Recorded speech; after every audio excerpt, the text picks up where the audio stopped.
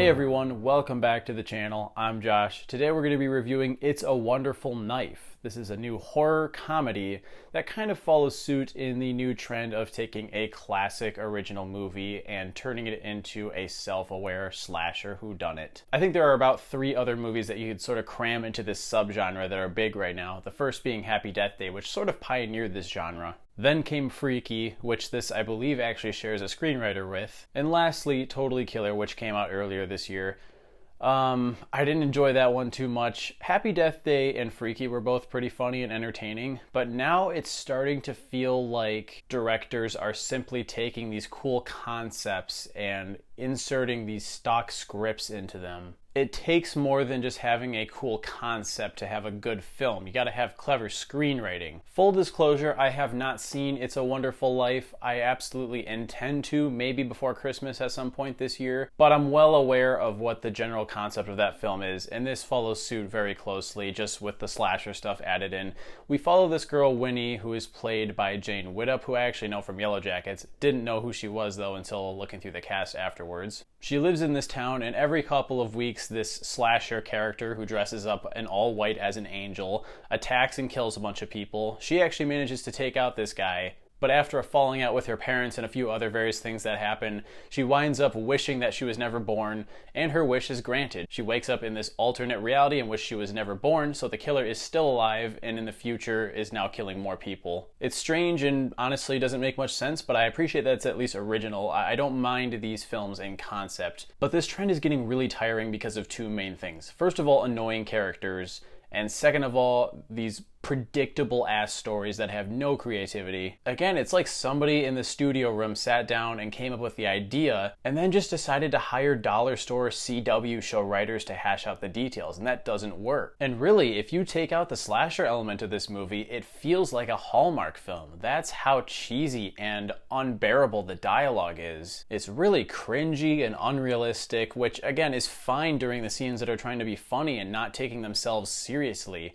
But there are a lot of dramatic scenes in this that I guess are meant to be taken seriously. But everyone talks in such a dumb, matter-of-fact way that shoves the obvious themes in your face and doesn't let the audience do any of the guesswork on their own. And I'm honestly sad that I didn't like this film more, because it does have some good things going for it.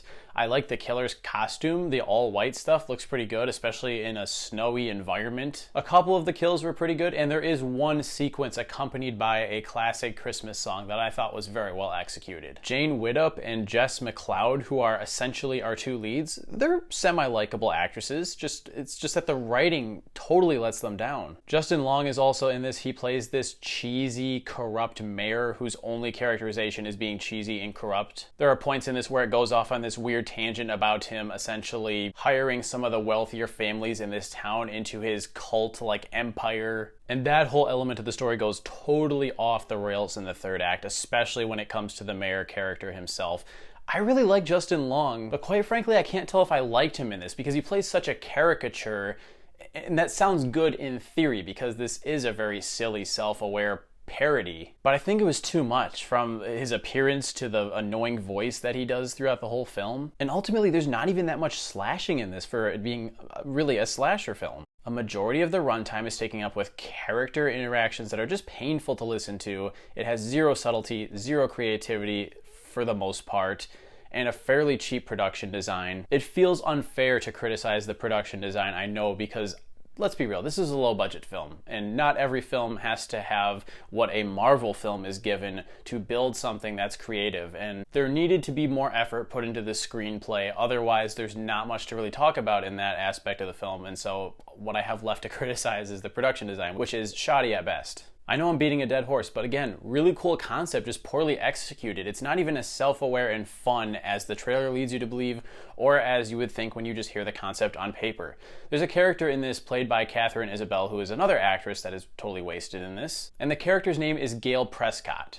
That is 100% a Scream reference, and that's about as close as this gets to referencing the genre or being self-aware of itself. Before I score this, I do want to talk about the ending for a second, and I'm going to get into spoilers, so if you don't want to know anything, get off now. I always like to warn people before I talk spoilers, but I'm going to do it this one time. So towards the beginning of the movie, Winnie wishes that she was never born because of her parents essentially not letting her go through the trauma of what happened last Christmas when she killed the serial killer that was terrorizing her hometown. And at the end, she manages to return back to her universe, so to speak, and all of a sudden, her parents are just different people. They are far more willing to let her deal with her trauma and far more accepting of her. They're paying much more attention to her. And it feels totally unearned. What changed from the beginning to the end? Because she's returning to the same universe in which she was born in, and nothing has really changed to the best of my knowledge. And it just added to that Hallmark feeling that this film has. It really does feel like something that you would see in the shitty Hallmark aisle of a Blockbuster, if